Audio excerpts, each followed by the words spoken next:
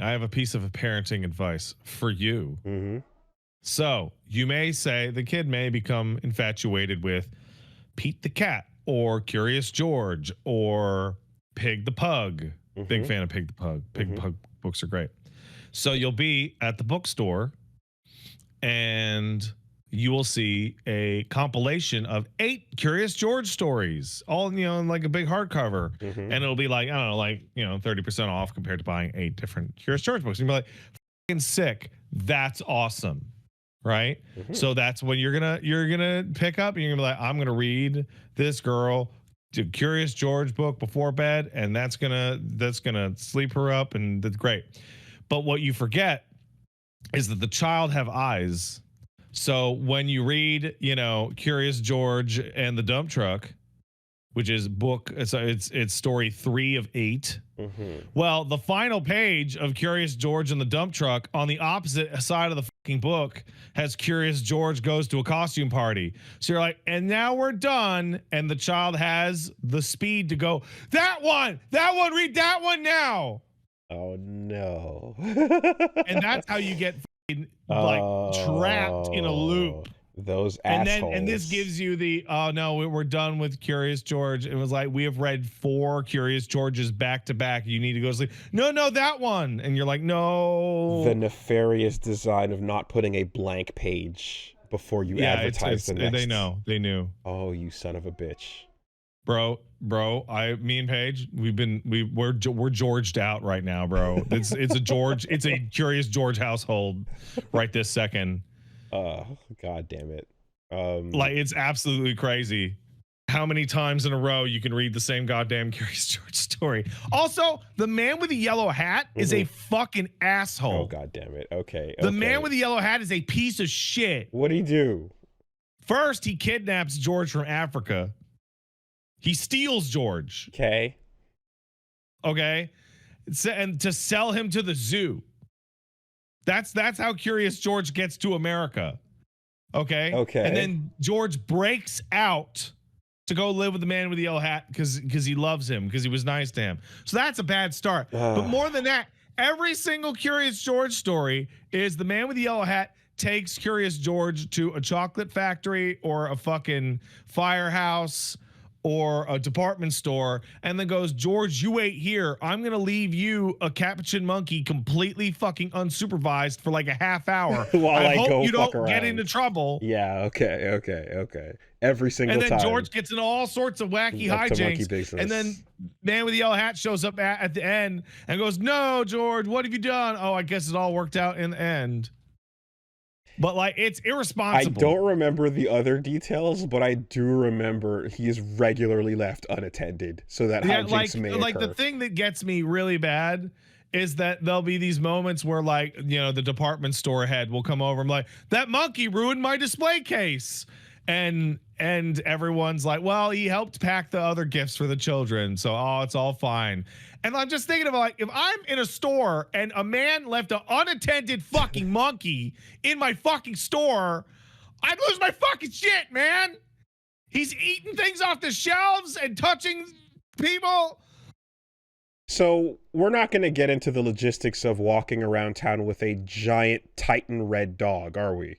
Then they get into the logistics for that a little bit, because I have always looked at Clifford with fear and a sense of dread, because what do you do? They had to move, you know that? Yeah, well, they used to live in the city. Yeah, and it's a puppy, so it's full of energy, and you're telling me that's not going to trample and ruin neighborhoods?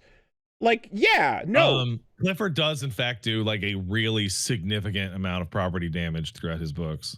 The fucking, I'm sure millions, adding up. It's kind of insane. Like, that's a terrifying. No, Woolie, that's okay, because Clifford had a year as a movie star, and he's got a good heart, and that's all that matters. Yeah. But the idea of being trampled underfoot by this giant red puppy is kind of insane. And that's all. Like, if we're talking about what the fuck is going on in this children's book, at least a Dr. Seuss world thing is like, yeah, well, the laws don't apply here. You're in Seuss world. No, you're in the fantasy land where the undesirables that Dr. Seuss didn't like don't exist. It's just the Who's. But whatever the logic is of everything, it can be it can be upside down, and that's totally fine. But if you're trying to put this giant red dog in my neighborhood, what the fuck?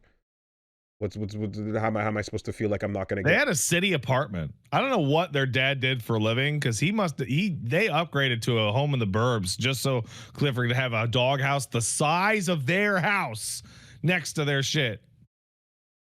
And then there's just fucking Caillou. Caillou's a piece of shit. I will never allow my child to watch Caillou. Like you have this monkey getting up to like unattended antics. You have a giant Titan red dog, and then there's just this shit kid. Caillou's a piece of fucking shit. Caillou like incentivizes children to act badly. Like, your child will pick up bad behavior from Caillou. I thought it's funny too, because I remember when I thought Caillou was just a French only thing that only we knew about. And it Caillou's everywhere. It was everywhere, yeah. Well, because the name, you'd think, but I remember like a lot. I just saw people talk. Lots of people think Caillou has cancer because he's bald. And I think the reason why they think that is they want it to be true. Because that means we'll live in a world without Caillou. Yeah, I think the idea was probably like, do you have a child that is shaping up to be a nightmare? Well, here, show them some Caillou, and that will be relatable, and then you can try to curb whatever's going on there. But what if you in fact just make them worse? What if instead you just had your child character model good behavior, like kindness and sharing and all that good shit? Yeah. No, I'm gonna have a moment to re-examine a lot of this literature and see where we're at now, bro, versus back then. I'm gonna bring this up every time it's even tangentially related. Arthur was right to punch DW. That shit was so outrageous. Like, me and Paige rewatched it like relatively recently because our memory was like a little off. DW's behavior is so out of fucking control. She breaks into his room, throws his model airplane out the window, and it smashes to pieces. Then when he's like, "What happened?" she goes, "Your plane's stupid. It doesn't even fly. It doesn't even work." Like, it's absolutely unbelievable. Arthur, it's funny because like that's when I didn't end up watching it. Like I feel like it started later for me, so I didn't watch much of it. But I've heard this, and I've seen the terror child, his sister, be an asshole. Whenever I hear DW, I end up thinking of Darkwing Duck though, and what the little girl would call him. No, DW wouldn't have done that. He's cool.